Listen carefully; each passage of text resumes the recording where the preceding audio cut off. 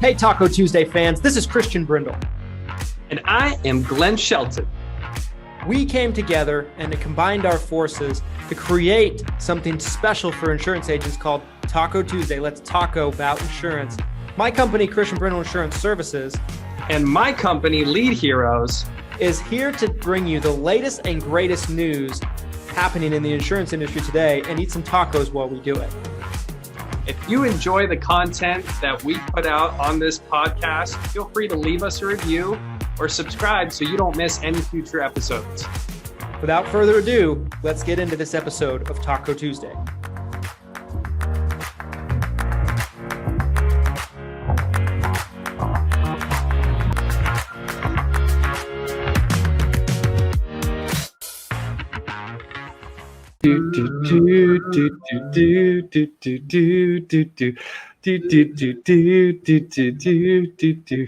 We're live according to StreamYard. Wonderful StreamYard. We are live. Welcome back to another edition of Taco Tuesday, my friends. And we did it. We got Joanna Wyckoff to come on once again and spit her fire and her knowledge on Taco Tuesday. Joanna Wyckoff, Vice President of Nation Care Insurance. Royalty. Admin of Medicare Mentors. Yes. Could not be more excited. I'm also very excited about my meal today, you guys. I've starved myself because I didn't want to touch it because I wanted to show you guys before I started eating. And I figured, I'm like, we have such a great guest today. I don't really have to talk much today. So I can just focus on eating. And I'll probably get some hate for this. And that's okay. That's okay. It's a taco salad, but it has taco in it. Yes. Taco salad. So, Joanna, is that blasphemy? I mean, I like taco salad, so I'll let. Okay. All right. My dinner's not here yet. My dinner's not a taco because I wouldn't be able to do the live with you and eat a taco and be here the entire time. Well, that's okay. Last week with Lester, I didn't have tacos and he did. He showed me up. He had a crunch wrap brought in. Okay. So it happens. I can't give anyone flack for not having tacos because I missed last week. We have this new spinner that Glenn wanted me to have on this episode today. Yes, I do. Some of you guys saw it on Facebook, but every week this spinner decides where tacos are purchased for the office for Taco Tuesday every single week. Let's get a practice spin. All right, so this is how it goes. Can you read it? Taco Bell, Del Taco. Yeah. Costa That was an Vida. organic vegan place. Dude, Costa Vida is so good. Oh, it was so good. It was really I didn't know there was that many taco places out there in Utah. We have an abundance of taco places. that was a dig on Utah. Is she? Oh, Costa Vida. It was meant to be. Costa Vida. It's meant to be Costa V. Costa V. So since Joanna just made fun of Utah, is she still allowed to come to the summit or no? I'm just trying to figure that out. Well, she's speaking, so I kind of have to allow it, but she could virtually do it. She doesn't have to be there in person, Christian. Come on, it's 2021. This is true. We can just zoom her in and put a cardboard cutout of her up on stage. See how that goes. Joanna, thank you for being here. I know you're a very busy person, and we definitely appreciate the time you've taken to come on. And I know that there's if anybody doesn't know who you are, right? Glenn gave you a little bit of an intro, but talk about how would you explain Joanna Wyckoff in 30 seconds to somebody if someone didn't know they live under a rock? That's a great question. I like that. Great question. Former Social Security employee turned insurance agent, turned agency owner, turned mentor to many that I don't get paid for. Seriously. Yeah, that's me. Did my mic go off, guys? No, I can still hear you. Nope, you're so good. And to touch on that, you guys, I can't tell you how many times I've seen people tag Joanna in a thread in any Facebook group, not just her Facebook group, Medicare Mentors. Gurus. Yeah, all over. Anytime something Social Security related comes up, or something specific, Medicare related, Medicare Advantage, anything along those lines, it's like, well, ask Joanna. I don't know. And then Joanna mentors someone else's agent, and then that upline gets that commission. So, Joanna, thank you for bettering everybody. You are awesome. Christian and I have had many talks about this, and I didn't have a Bob Brindle, in my life to help me learn Medicare. I was in a agency that didn't even answer the phone really, and I didn't know it. You don't know what you need before you actually get in here, and it was a struggle to learn the puzzle pieces that I didn't even know were missing. Right. And it was the generosity of a few key people I found on Facebook land that helped me put my pieces of puzzles together. And that's why when I met Joe Tritola and he added me to Medicare Mentors, which back then was like Medicare for the Final Expense Agent or something like that. I grew the community because it was everything I wish I had in 2017 when I was sitting here going, so how do I get in front of people? I don't know, right?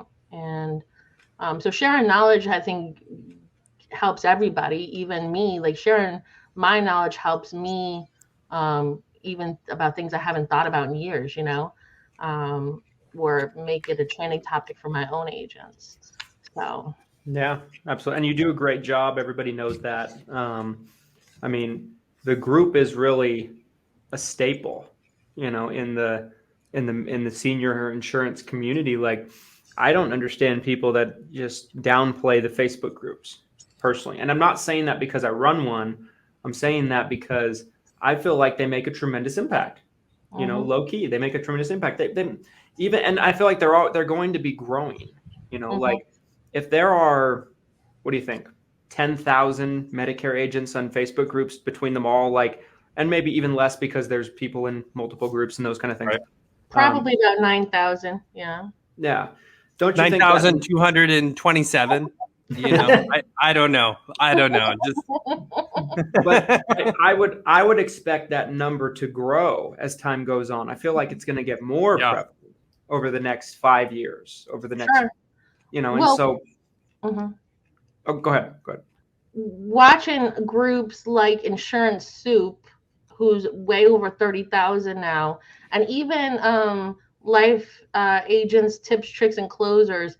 I was in that group when it started. Like, I was one of the first 30 agents, and now he has over 13,000 in that life insurance group. So I think it's just a matter of cultivating the culture and people stumbling upon the groups and stuff. I mean, a lot of people still don't even know that there's Medicare groups for our niche out there.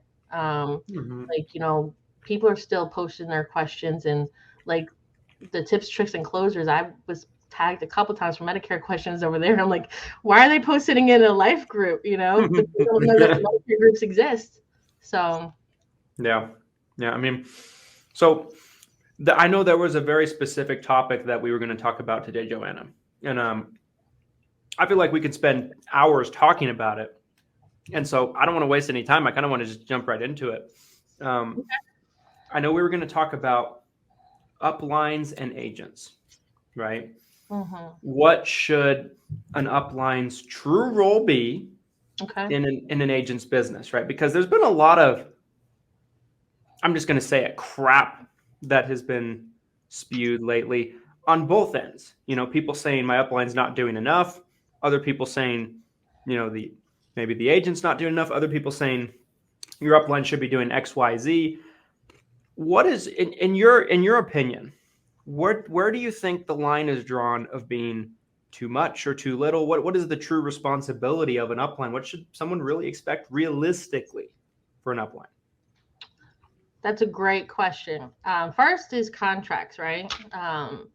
You can't really do anything without the contracts. Right. So if an agent doesn't get through AHIP and contract, then there really isn't anything for the upline to do. Like, dude, you haven't finished your AHIP yet. What am I supposed to teach you? Right. Yeah. And then, I mean, we've all had those agents who are still trying to contract on October 1st.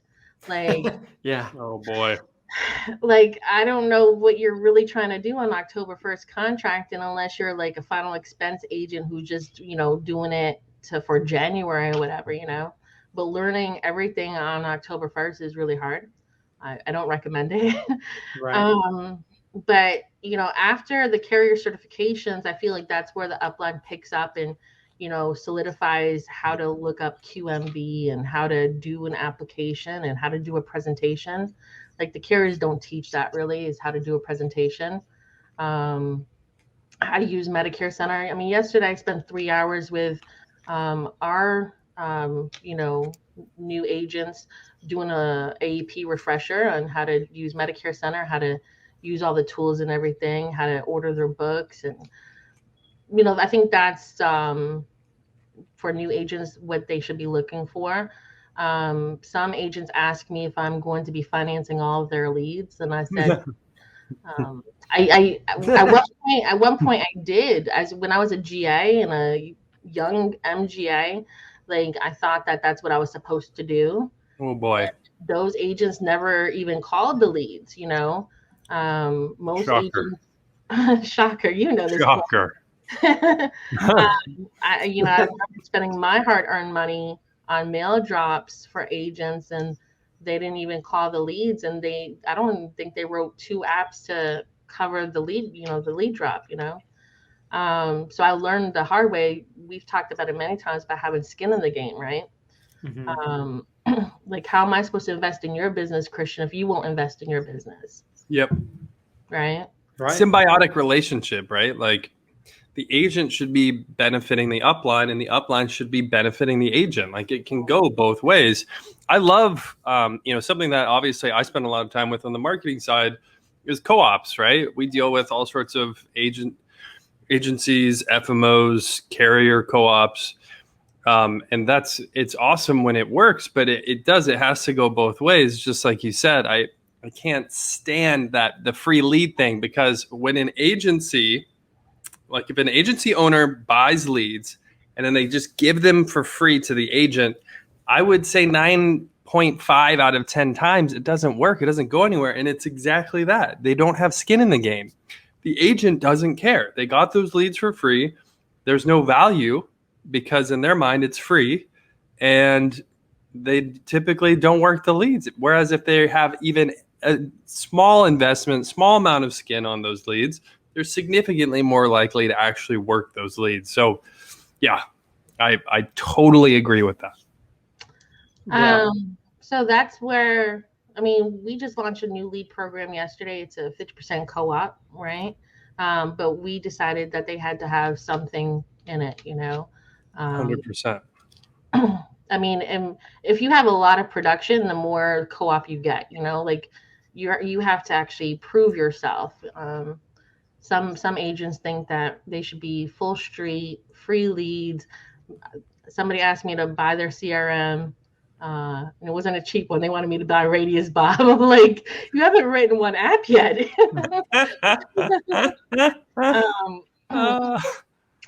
Yeah. So, Fork over the money, Joanna. Open the wallet. Open the purse. We saw you in Hawaii. Come on. Once again, like, I invested in my business, so and so did you, Christian. I know you put in the time and to do it right and everything.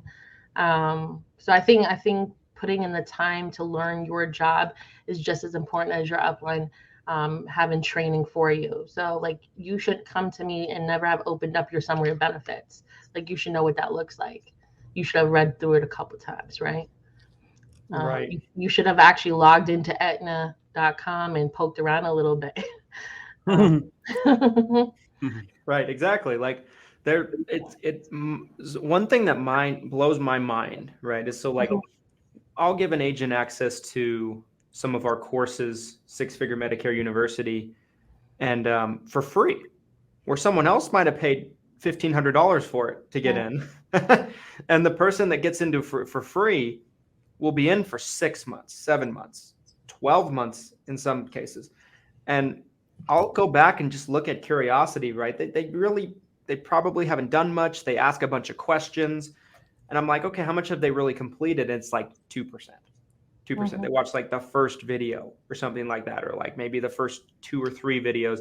And I'm like, what I don't understand about something like that is like, that is literally me giving a presentation to you.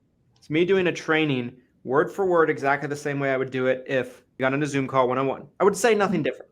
Right. I would tell you nothing different. Right. And I feel like there's maybe a sense of entitlement. Is that too strong of a word to use? Maybe not with everybody, but certainly with some. I think there's some pushback, and I don't know why. Maybe some agents can chime in and tell us, because I have a training platform too. It's not a massive one like you built, but like I have videos on there like IRMA, things that people have seen, QMB and Extra Help, and even a whole veterans one that Eric Carney from Humana did with us. And the same thing, like very few people have watched the IRMA one.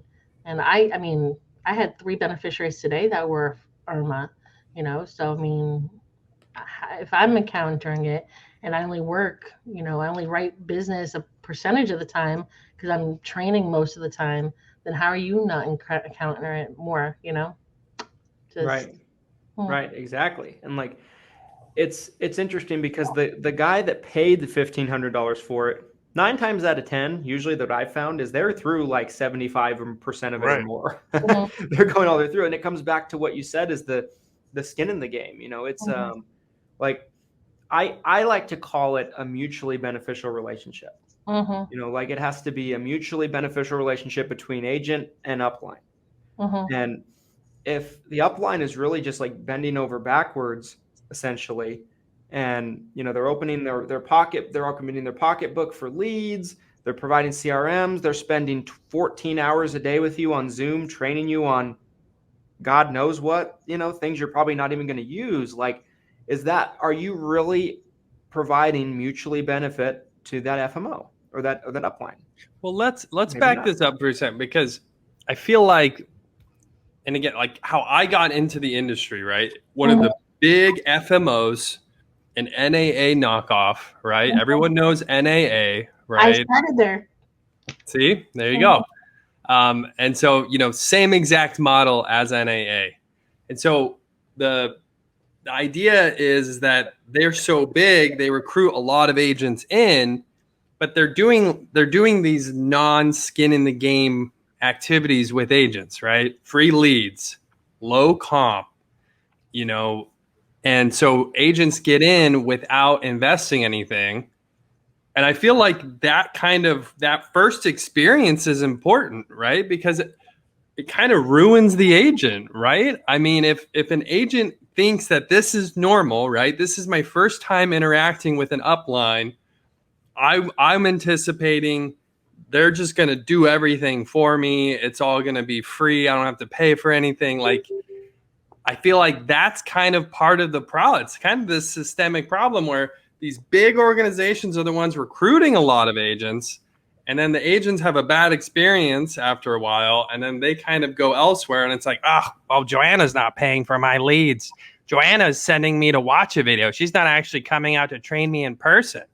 And it's like, well, you can't have your cake and eat it too.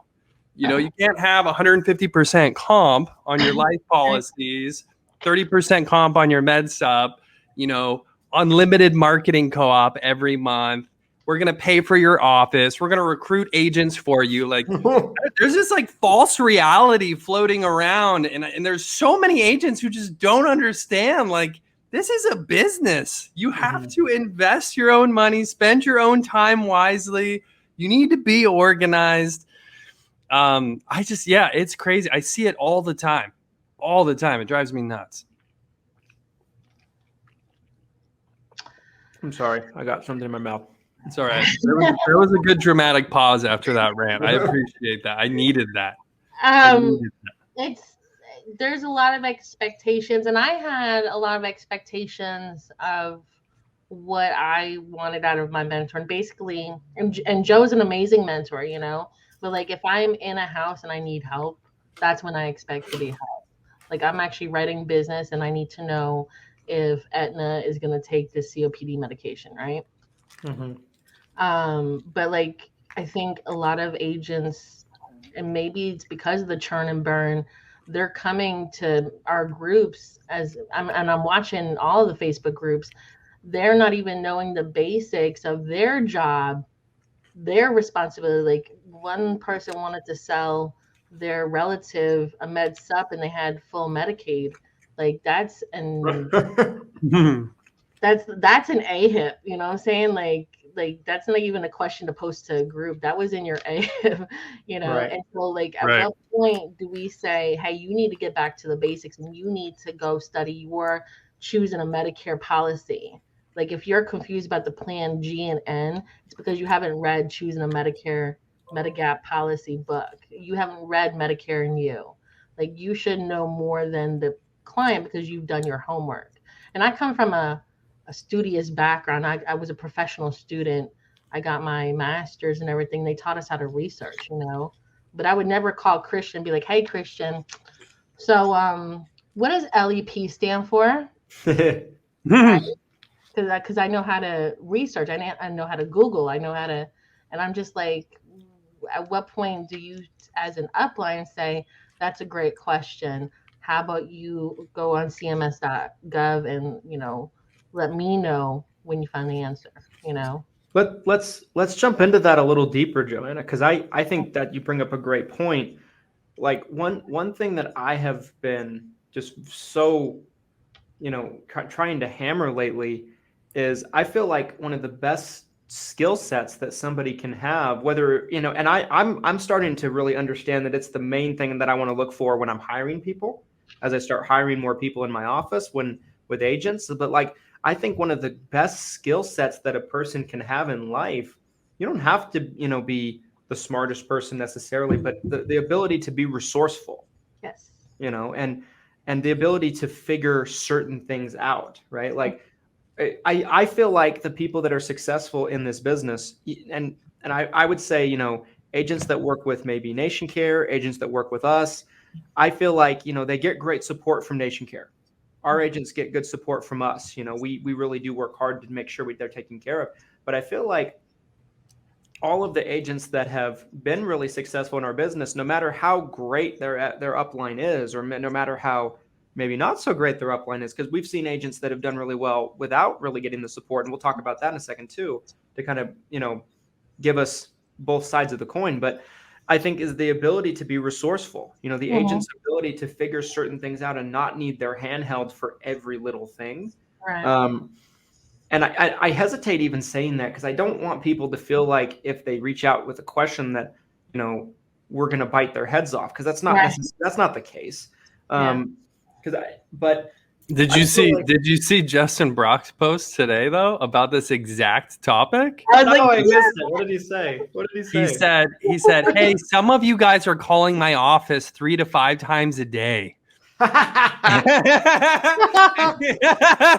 and he's like, and I'm paying this staff to be there. He's like, this isn't like, it's not just a completely free resource. Not free Google. And that's the thing that Justin's office is Google. Yeah. Well, we talked about this before, where people will call in our offices, not even with us. Like they're not even under Christian and they're calling Christian's office, asking him for free help when they have a whole upline somewhere else that they're not calling. And like, you know, I had the same problem right before I went to Hawaii and I really needed that vacation. Agents were texting me 3, 4, 5 o'clock in the morning, repetitively asking me the same question. And it's something that their upline should have taught them. Like, if you're with that upline and you're not getting that support and that knowledge, that technical knowledge, then you should be asking me, hey, what does it take to move to you? Because I know you know the answer, you know. But if you already shot me down and said, well, Joanna, I don't want to work with you, but I want you to work for me for free, I kind of is just like a slap in our faces. Like, because you're telling me that I have the qualifications, but you want me to make Glenn money and get paid for the hour I just spent with you, right? Yeah. And so it's just like, I'm just like, wow. Like, I mean, we were talking about that, people calling Christian's office and pretending to be clients and stuff. I'm like, that's really happened, by the way, multiple times. Hello. They're just like, Christian. I literally had somebody one time call my office, and they were like, I'm turning 65. Like, they get this whole spiel. Like, they came up with a story, and they got through to me. They got through my wall of people that answer the phone that aren't me, and they get on the phone and they're like, Christian, you don't know me, but I know you. I got a really quick TRICARE for life question, and I'm just like, son of a bitch. I mean, that's the thing though. Like, and I seem to remember, Joanna, when I was first going to start our group, I think you and I had a private conversation, and you're like, just be prepared. You're going to be absolutely harassed. Yep. And I was like, I can handle it. I like helping people. You don't know until you're on the other side of the fence, to where like it gets to the point where if you let people, they will take every minute you have in a day, and you'll make no money that day. Yep. I've had people that I wanted to interview before, and they've told me no, and they gave me that exact line of reasoning. And I'll admit that at first I thought they were kind of being selfish, but now I wouldn't say that at all. They just guard their time, and they want to spend their time a certain way because they have the same fear. They're like, Glenn, if I get on an interview with you and I, talk about XYZ, and then all of a sudden people are messaging me all day like, hey, I saw this video. Tell me more. And they didn't want to do that. So where do you draw? So like, I think we're all on the same page, right? Like, we're all saying the same thing. I think we all see where the problems are. How do we fix that though? Where do you draw the line as an upline, right? Where do you draw the line where you're like, where do you draw the line where you're like, if you're, like Justin's post today, like some of you are calling the office 3 to 5 times.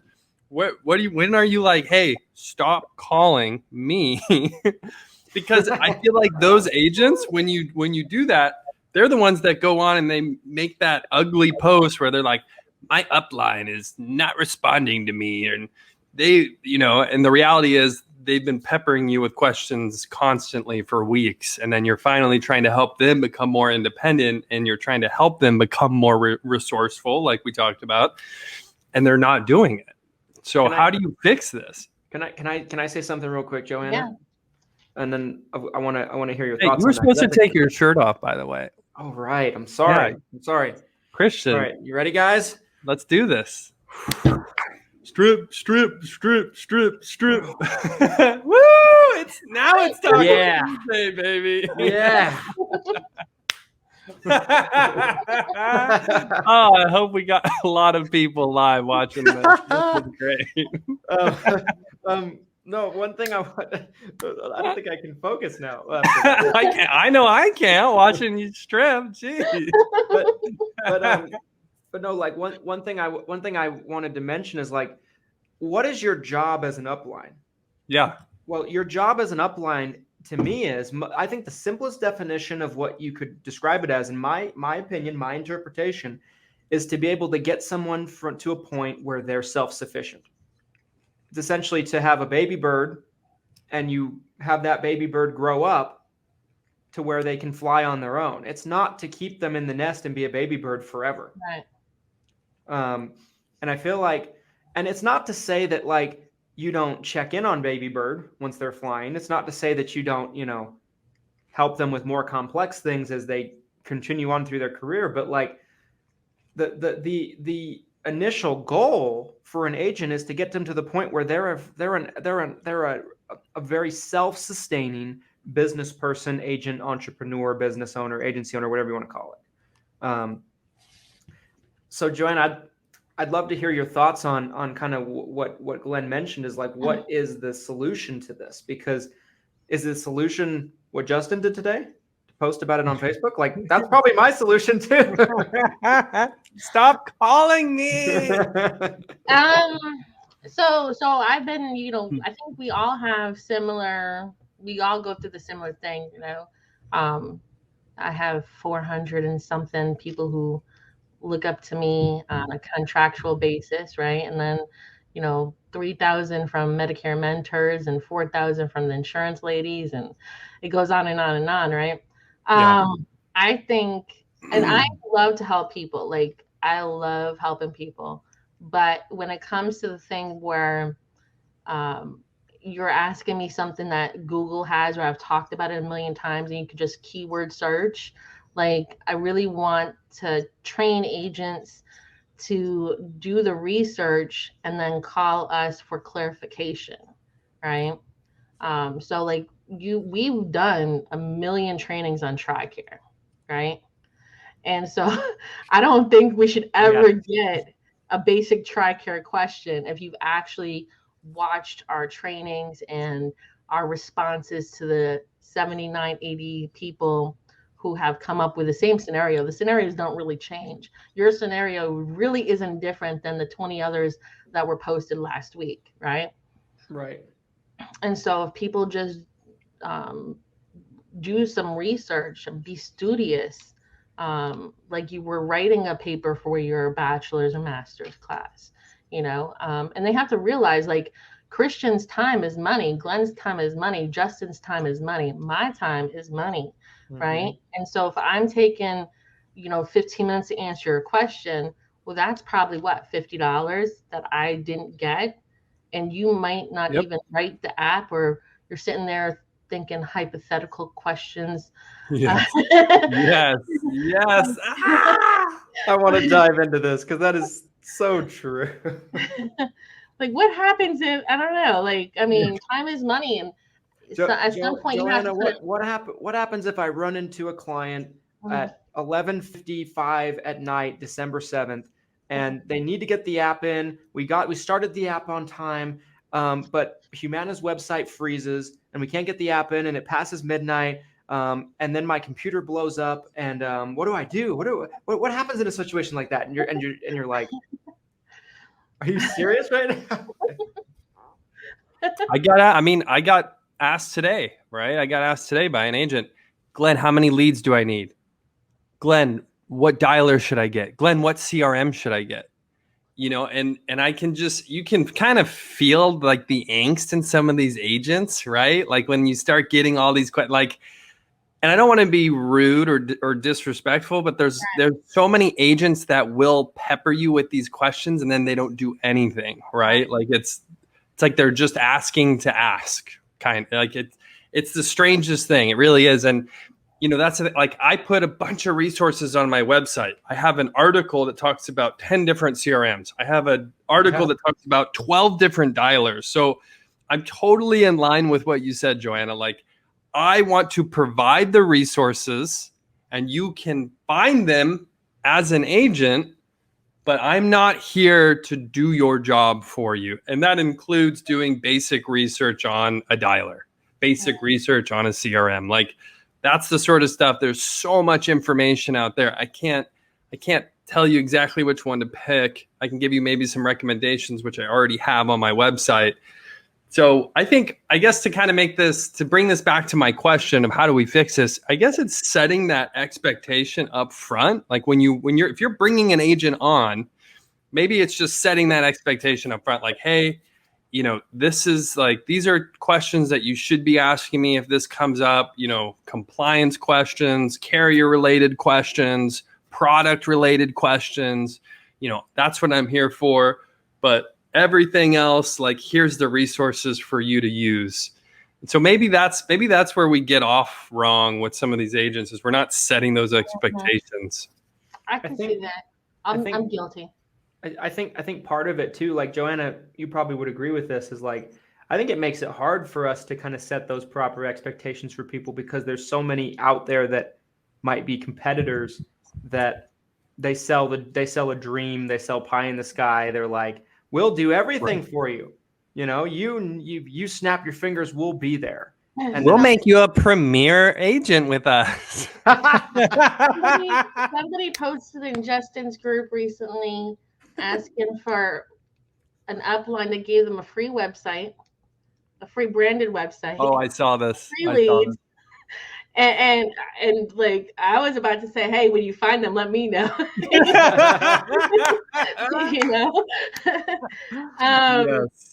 Like, I guess it is. I mean, some uplines go above and beyond. Christian is one of them. I have a lot of respect. He put a lot of time last year into building that amazing university, and I have access to it so I can speak firsthand,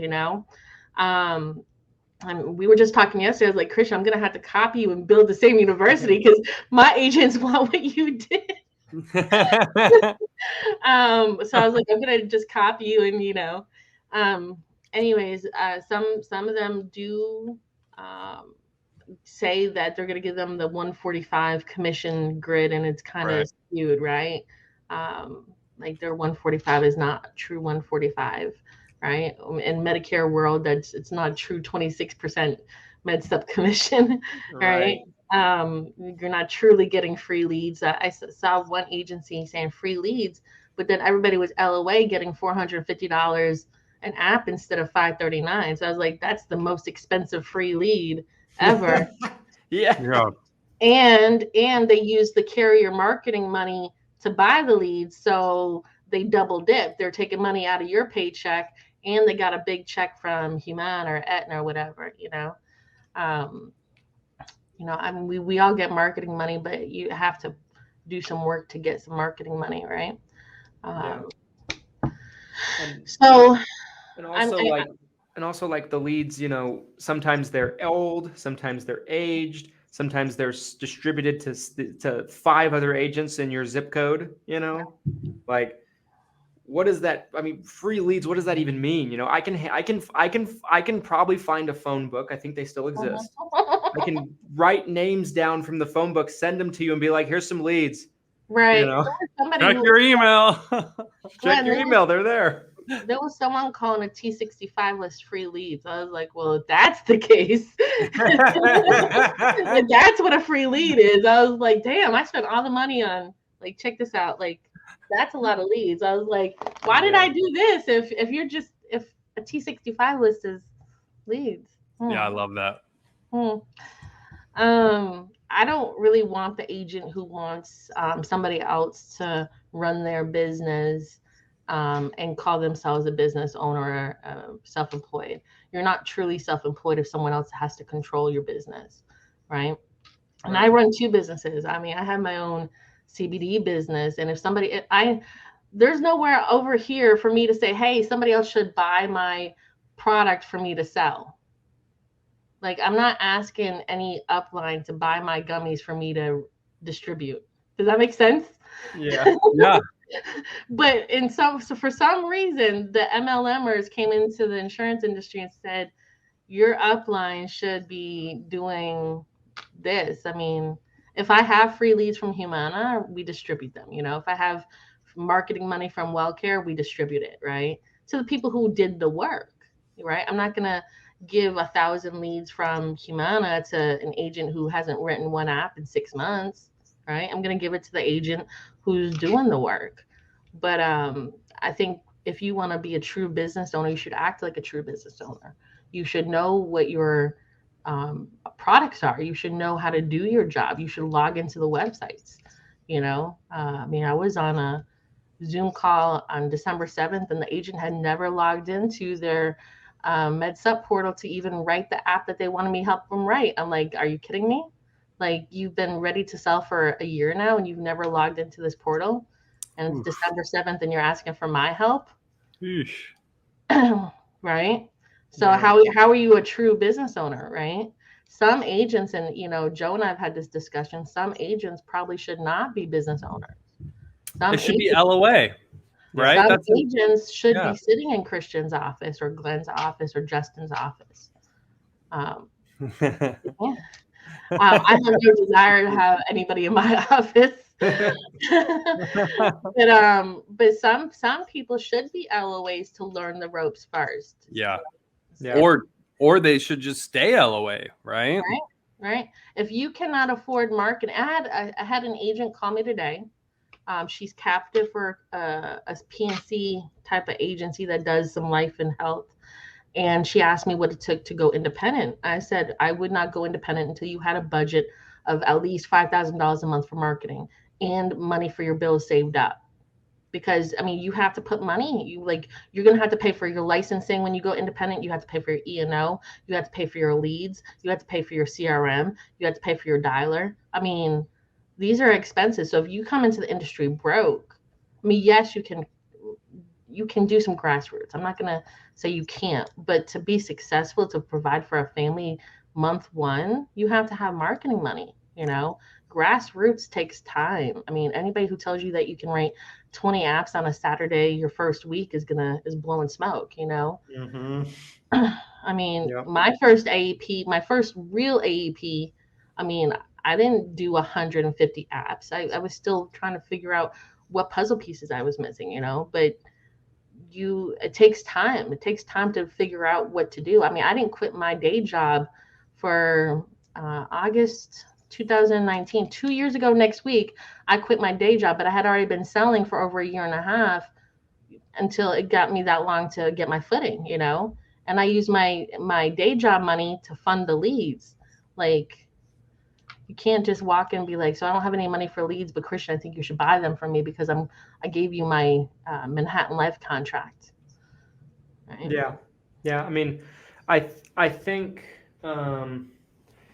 it's interesting because one thing I would say is there's definitely a lot of people out there that are in the industry, and they might be fantastic agents, they might be fantastic salespeople, producers, but they're absolutely horrible at running a business, right? Like they're two different things, right? 100%. Like, being a great producer and running a business, they're not. The skill sets aren't the same.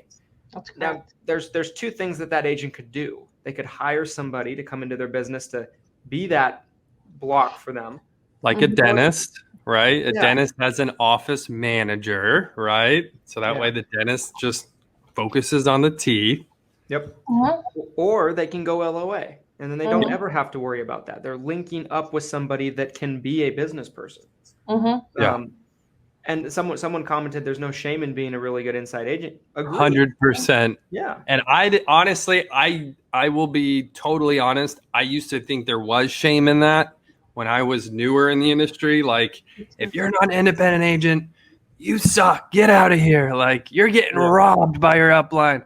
That's totally not true. That's totally not true. There is a large portion of insurance agents that probably should be LOA agents forever, because just like all the things that we were just talking about. And there's certain, like an LOA agent in Justin Brock's office will probably make more than 99% of all independents. Bingo. Our call center agents make really good money when they actually, the ones that show up. Work. When they work. The ones that show up to work. Yeah, the Joanna, ones that work. Let's flip the script, guys, on this conversation. Like, I don't want it to be an hour of us picking on agents. That's too bad. I had a full 18 minutes in me left, but okay, where are we going from here? Let's pick on the uplines for a second. Okay. Ooh. Where are the agents right in their gripes about uplines? Because everything's 50-50, right? Like, not every situation is the same. Joanna, you've seen a ton of situations where the upline's at fault in an agent situation. We've seen tons of situations where, the agent's at fault. But let's flip the script a little bit and talk about uplines. Like, where talk about a couple of scenarios an agent might find themselves into where they might be like, well, maybe I should be getting more from my upline. Like, what does that look like? So we got an agency last year. I mean, she was doing 200 plus apps herself, Medicare Advantage apps herself. Plus she had trained a couple people, and she was promised a GA contract and she wasn't given it. And so, like, when you're held back like that, okay, that's a good gripe, right? Where you're promised marketing. I don't know if anybody knows my story. I've been on here a couple of times and interviewed with Christian a couple of times, but in 2019, I was promised marketing money from my previous upline, and he specifically said he dropped mail for me in 3 specific counties. When October 15th came, and I didn't have one mail card back. And Glenn, as a vendor, that when you drop mail to specific addresses, and it comes back from those addresses, right? Yeah. Oh, yeah. You're not going to drop mail in Fulton County, Georgia, and it's going to come back from California, right? Yeah, that would be strange. That would be quite the trick. Right. So when you ask that upline, hey, you said you dropped 9,000 pieces of mail and you don't have one back. Like that means I don't think Lead Concepts would be in business if that was actually a true case. And so I got bamboozled at AEP by that person. And I had to do last minute mail drop with them. Thankfully, I had a really good IMO and a really good marketer at my IMO. And I think marketers are the best thing since sliced bread. I know you have a really good relationship with your marketer at Agent Pipeline, and I have an amazing relationship with my marketers over at Premier. I mean, I email them all day long, and they're just amazing people who fix my problems. But they went to bat for me and got me carrier co-op, and they co-opted, and it was a last minute mail drop. I mean, I had mail coming in, the middle of November, and we were already in the middle of AEP, And so anyways, I think if your upline promises something, I think they should fulfill the promise. Don't say you're going to give something and then not give it, right? Or at least try to rectify it. I mean, sometimes we might oversay, well, I think I can do this for you, and then it just doesn't work out, right? But I think technology, is a necessary thing right now. I don't know how I would live without my Medicare Center, my Connecture, Sunfire, CSG. I use CSG every day. I use Connecture every day. Contrary to popular belief that I do actually, right? But without Connecture, it's really difficult to, we were just discussing how many carriers we have, Christian and I, before we came live. And I said, I have 8 carriers in Georgia, and then I have a bunch in Pennsylvania, and then a bunch in Florida, and then a bunch in California. So I'm up to 20 carriers. It's impossible to figure out all 20 carriers logins at the flip of a snap of, okay, let me go figure out how to write this brand new day application that I have written maybe 3 times yet, So technology, co-op, I think co-ops is very important. Most reputable IMOs have a co-op program where if you write a certain amount that month, you get a certain amount the next month, right? Yep. Skin of the game.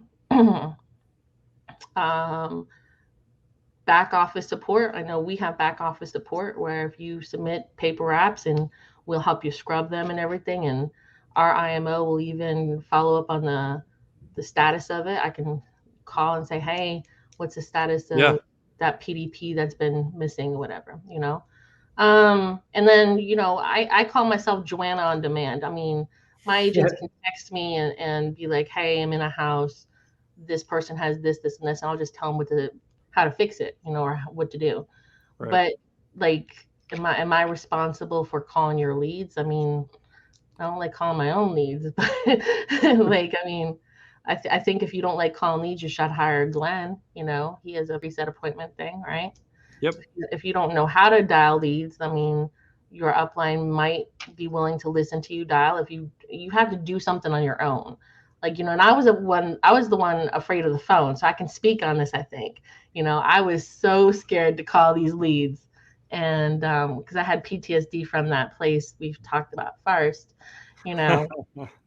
And calling life insurance leads is a lot different than calling Medicare leads. Sure is. People tell you to go shove stuff places. And oh, yes, they do. Calling Medicare leads, they're like, oh, yes, honey, I remember that white postcard I just filled out last week. Come on by. Yeah. Apple pie, Yeah. But want to stay for dinner? Exactly. But you gotta do some work for the upline to show up. I mean, we as uplines usually put in a good 40 hours before the agent puts in anything, Correct. And so money. If I put in 40, 80 hours and you haven't written 5 apps yet, we're in a negative ROI. We're losing money having you here. And I was like, sometimes I wish I could just the agents who go ghost, can I terminate their contracts? I mean, right along those lines with, uplines that have done bad to the agent, right? I was literally just perusing the insurance forms today, and there's this final expense IMO that's very well known. I'm not going to mention their name specifically. If you go to the insurance forms, yeah, every now and then I like to poke around there. Yes, it's still there, you guys. Insuranceforms.com. But I was reading one of the posts on there, and this agent was saying that this upline, their story, and again, part of the problem with these stories is you only hear one side. You don't necessarily know. The agent could be lying, right? You never know. But this story from the agent is that they contracted with this IMO. They got everything set up, and as they were getting started, they got COVID. So they took a bunch of time to rest up and heal. And then several months later, it was at least a couple months later when they were finally ready to go again, they changed their mind. They wanted to go with a captive local agency, which in my opinion, again, like we talked about, I applaud that agent because they probably are making the right decision. And this IMO is refusing to release them, even though they never sold a single app. Supposedly, they never took a dime in marketing money, but this IMO just doesn't want to release those contracts. So, that's a quick story of an upline that's doing bad by the agent. Oh, Christian and I have ran into that a lot. Someone tagged their upline that wasn't releasing them in my group the other day, and the upline actually DM'd me and gave me his side of the story. And I'm not going to name any names, but he said, Joanna, this person had massive debt with me, left, came back, and the only reason I took him back is that I'm not going to release you if you leave again because I paid your chargebacks, right? Everybody knows, like, I don't believe in releases with debt. Like, no, no way. Debt, I don't even want you, right? Yeah. So, okay, release with no debt, with no crazy advances and stuff. Like, if this person is going to go churn the book, then I wouldn't release them either because, right. You know what I'm saying? But there was one IMO. The agent stood in my living room last summer, and he was on speakerphone screaming at the agent that he wasn't going to release her on July 10th because he had felt like he spent time with her, and he didn't. Like, contracting is not a lot of time. I've done contracting for 400 agents, right? I've contracted 400 agents personally. That's not a lot of time. You submit the contract request, they get the e-contract. I mean, you took 10 minutes, all right? Let's be fair. You know what I'm saying? So in that case, I don't believe in holding an agent who just contracted. Oh, you contracted with me, and it happens a lot in the Facebook world, whereas an agent might contract with Christian and then find out I live 10 minutes from them and say, well, never mind, Christian, Joanna lives down the street. Can I go to her or whatever? Right. Hey, Joanna, I found out that Christian lives in Utah and I live in Idaho. I'm going to go hang out with him. Bingo. I mean, why would you hold somebody back? We don't believe in holding anybody back. Like, yeah. How does that benefit the upline? That's what I don't get too. Because that person's going to be like, oh, darn. Darn, I'm just going to have to write business for this upline that's refusing to help me. I think Tony Merwin explained it so well. I think he came on Taco Tuesday and said this, like, our contracts with the carriers are to benefit the interests of the carriers, right? Like, we're supposed to look out for their best interests, essentially, right? If you're holding somebody captive with a contract, chances are they're more likely to not produce for that company, which then in turn is a downside for the carrier. It's essentially damaging that carrier in some capacity. So, like, it's really, if you think about it, like, I don't want to say like a violation of your contract and your agreement, but it's kind of counterproductive. No, sure. If Christian bought you leads in his free university and spent 6 months training you and you're asking for release on October 8th, like, blackout period. Right. Right. But do I want an unhappy agent that has to call me every day from the house? No, because I don't like aggressive people. Like, if you're going to call me and be like, right. you know, like I want happy agents. So I want you to be happy when you call me from the house and everything, not feel like I stole your wallet. Like, I don't want unhappy agents because unhappy agents creates a cancer. 100%. Right. And it shifts the culture of the agency. So if I have unhappy agents complaining that I'm holding them back from an amazing opportunity, it's just going to spread like wildfire. They're going to spread their unhappiness to my good, happy agents, you know? Yeah. I feel like any IMO that doesn't have an open release policy, like, I don't know how they exist at this point in time with the internet and social media and everything like that. You know, like, I mean, I know they exist. I know they do. I'm not saying that they don't exist. I'm just saying that one starts with a P and is in Pennsylvania. I mean, I don't know. I don't think I would be here today. I don't think Medicare Mentors would be here today if we didn't release people. Right. Not a lot of people have asked to go anywhere, you know, Right. but when they do, and sometimes they're asking to go to my friend, you know. Right. I mean, we've had that discussion, Christian, where somebody found one of my downline agencies and wanted to come from Christian to my downline. Yeah. I called Christian. It was a very uncomfortable discussion. I'm like, "Hey, Christian." I remember where I was too. I was in the car driving, and I get this, and you know, but that's the way that it should be in my mind, you know, because it was a cordial conversation. You know, there was no arguing or disagreeing. We just kind of had a conversation about it, and you know, and we signed the release, let him go, and of course we'll let anybody go. He actually begged me to take the agent. I'm like, please take this person. That's actually how the conversation went. I was like, oh, I'm like, thank God this agent's been the nightmare.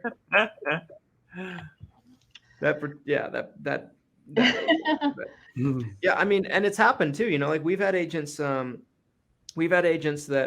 are with friends of ours in the industry come to us, you know, and I'll do the same thing, you know, because I believe that there's a principle to it, and you know, I'll call them up and be like, hey, you know, this person is, you know, wanting to come over to us, and we'll just have a very cordial conversation, and you know, and I feel like there's no need for the hostility. There's no, I don't see what the benefit the agency has or the FMO has to just keep that agent hostage for no reason other than the fact just to spite them. I mean, they're not going to stay with you. They're going to ruin your reputation all over the internet, all over social media. It's just more damage. Like even if you get maybe their AEP business one season, not worth it. Right. You know? Yep. We also have a secret chat where we warn each other about agents. Yes, we do. Yes, we do. That's on the lead side as well. There's several lead vendors that we will bounce names back and forth because it's just they'll go from one vendor to the just like it happens with you guys, right? They go from it's the same agent, really, right? The same agent that's going from lead vendor to lead vendor to lead vendor. They're like, oh man, all these leads suck. All these vendors suck. It's also the same agent that's like, man, all these uplines suck. I need the right upline. Like, maybe it's you. Maybe it's not all of us. All the vendors suck. All the FMOs suck. All the carriers suck. All the products suck. All the portals suck. Yeah. I made a post that most people liked and then one agent didn't like, but it was basically like, if you've been ready to sell since July, like, and you haven't sold anything yet, what are you waiting for? You know, because I made the mistake, and I'm talking about like I've been through. So learn from Joanna's mistakes, you know. But I thought I, you know, had to wait until October 15th when I got into that Walmart to start selling. All the FMOs suck. I didn't really know how to prospect, like, and that should have been a conversation I asked somebody else is, all right, so what should I prospect in the meantime? Before AEP gets here, who should I be targeting? So I'm not spinning my wheels. Like, should I be, you know, I should have pulled a T65 list or something, you know? But you should be prospecting now and practicing now. October 15th should not be the first time you see an application or submit your first application. Because I love that post. I know the post you're talking about. I read the entire thing. And again, this comes back to the analysis paralysis, right? And I've had my fair share of it too. Like, I understand being a new agent, there's a lot to learn. You're not sure where to spend your time, where to spend your money. I get it. But at the same time, doing nothing results in nothing. Mm-hmm. And asking questions over and over to 100 different people, posting all over, and then doing nothing with that information. There's so many agents out there like that, and it pains me. It really does pain me. To anybody that watches this live, replay, whatever the case might be, you know, the best way to learn something is to actually go try it. I can learn something infinitely faster and more effectively than me asking Joanna 50,000 questions about it. And that is the truth, guys. I mean, activity is going to be your best friend, whether it works for you or not, because either it works or you learn a valuable lesson and you're going to be better next time at it. There's nothing that can teach you quite like experience. Right. I was in Hawaii last week with my mom, right? My mom's 67 and my mom does not swim. And I don't know what happened when she was little. Maybe she didn't have somebody to teach her, but it was a very calm, protected tide pool, I guess you would call it. And I was about chest deep and I said, Mom, come on in. The water is calm. And she's up to her ankles and she says, I can't swim. I said, Mom, look, I'm standing right here. You can walk to me. And she kept saying, I can't. This is such a great analogy. I love it already. And I said to my mom, I said, Jenny, I had to call her. I said, Jenny, stop saying you can. Just say what you want to say. You won't. I said, it's not like I said, just say what you want to say. You won't. And she walked to me. And then I got her on my little mesh chair and she actually floated. But she kept saying before that, I can't do this. And you can, you just have to try, right? You can do this. If I can sell Medicare and I come from the most non-sales background ever, then you can too. You just have to try, right? Yep. And so that's my analogy is you stop saying you can't, go try it. I promise you're not going to drown. You can just stand up. Yes, I love it. Oh my goodness. Seriously. That is run appointments and you fail. You could just walk out the house and nobody's going to kill you. That reminds me of that meme where it's like, it shows someone's face like they're drowning, but then it shows like the side angle and they're just like sitting in the water with their head, you know, and they're like, I'm drowning, help me. It's like, you are literally sitting in 2.5 feet deep water. I've told people that like, no matter how much study, no matter how much preparation you do, and you should study and you should have preparation work. Someone's going to listen to this and be like, they said I shouldn't learn or study. I should just go out and run into the wall. No, that's not what anybody's saying on here. But no matter how much study, no matter how much preparation you do ahead of time, you have to get punched in the nose a few times in an appointment. You got to. Everybody goes through it. You have to do it. And I honestly feel like there's a lot of things that make people successful, but I feel like a big thing that separates people that make it in our business and don't is some people are happy to take the punch in the nose and get a bloody nose for a couple times. Some people are they're like, you know, and they run away from the punch. You got to take the punch. That's really good, Christian. I was afraid of getting punched in the face a lot.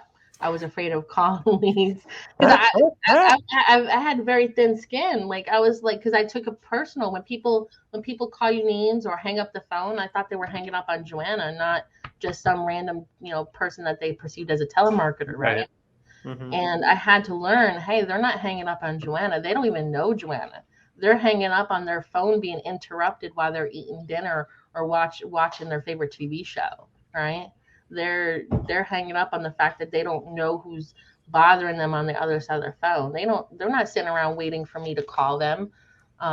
Miss Teresa, who just filled out her card, she's not waiting for me to call her. She doesn't know who's calling her, right? And I think the best lesson is to get out of your own way and go for no, right? Let them tell you no. If you don't even try, you're going to be like, well, I wonder what would have happened if I called all my leads last week, right? You don't even know if you don't even try. Well, you might even make the top salesperson, if you just try and fail. you're not a failure unless you stop trying. Yeah. Right. Mm-hmm. Yeah. That's right. That's right. I used to be a jet mechanic, and I would not know how to do something unless I did it. Like I had to put a throttle grip together upside down in a cockpit, right? And it's not something you can really learn by watching YouTube or anything. Like you watch someone do it and you have to go replicate it, right? But if I never did it, then I wouldn't have been able to become a craftsman. Like you have to actually get dirty, get upside down in the cockpit and take it apart and put it back together. Yeah. I love it. Well, I want to be respectful of both your times. We're a little bit over an hour here, and this was an amazing episode. So, Joanna, thank you for your time, and thank you for all the wisdom that you shared and the knowledge, as always. And we usually end on final thoughts. So, Glenn, we'll start with you and kind of just go down the line here. Final thoughts for this awesome episode of Taco Tuesday. Yes. Again, Joanna, I appreciate you coming on, chatting with me and Christian today. It's super fun. I feel like I could go another hour just because I feel like there's so much that we all share in our organizations and our day to day.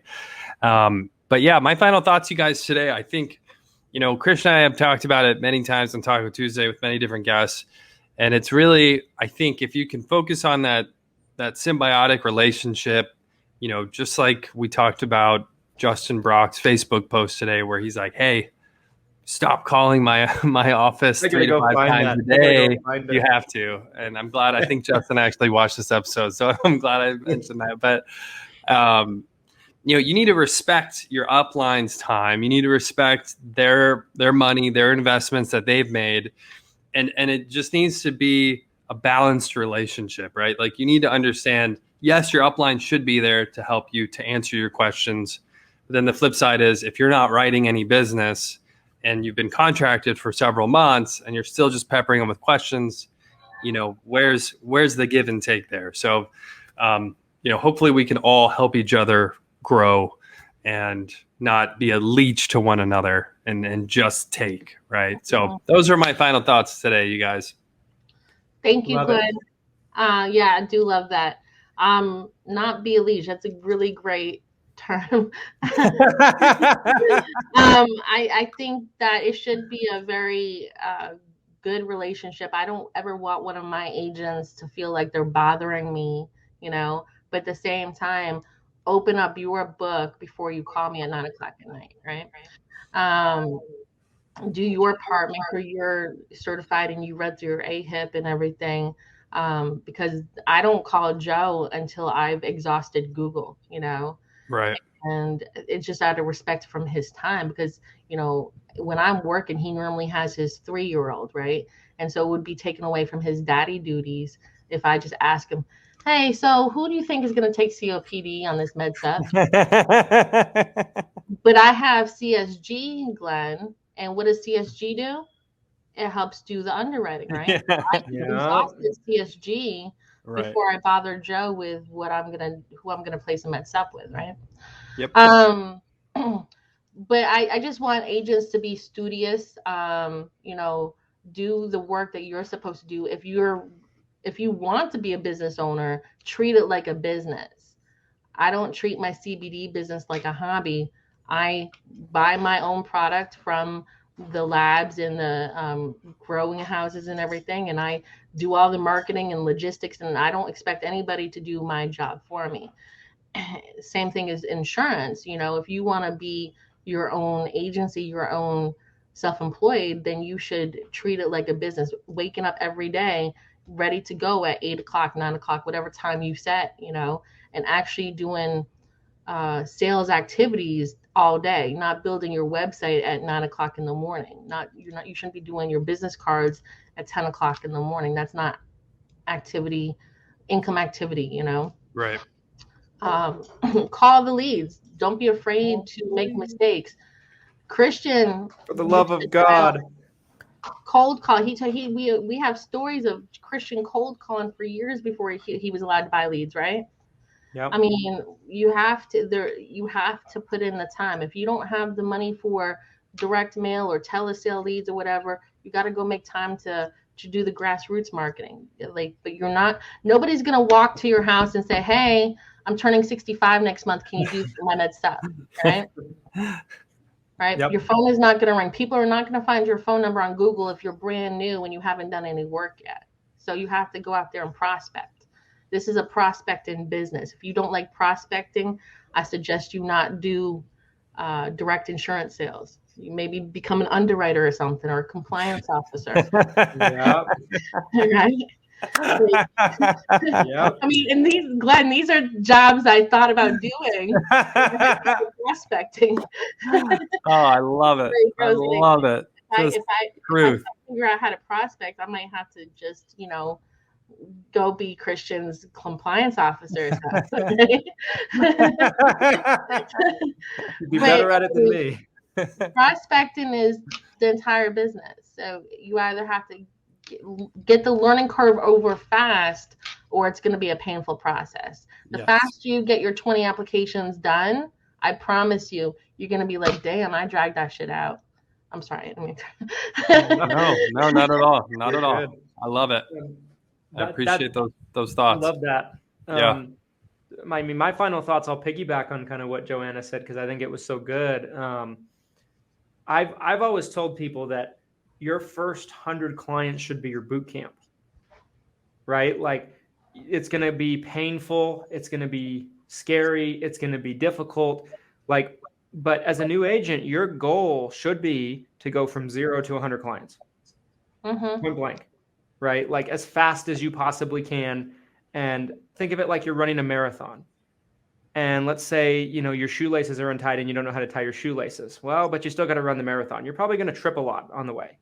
And you're going to look dumb and you're going to look stupid all the way there. But then once you get to a certain point in the race, let's say hypothetically, you can tie your shoes, right? Just try to get that there as fast as possible. And then it will be easier for you to continue to run that race. And so I feel like, if I feel like what Joanna said was very telling. She's like, I want to hear from our agents. I love hearing from our agents. I love to help our agents. I feel the exact same way. Like, I'm answering emails Sunday night at 9:00 at night sometimes in a lot of weeks, and so, and I don't mind doing it. I think where maybe some of the frustration might come from certain people on, like myself, Joanna, Glenn, is when you have no business relationship to us and you kind of just, maybe take up more time than a lot of our agents do. Bingo. And it's not that we're not happy to help you, but just, guys, if I would take anything away from this episode, it's the resourcefulness factor. Learn how to be resourceful. I love that word. Load you well. Love that. And that was my final thoughts. All right, guys. We did it. We did episode 50. Episode 50. 50. We just wrapped 50.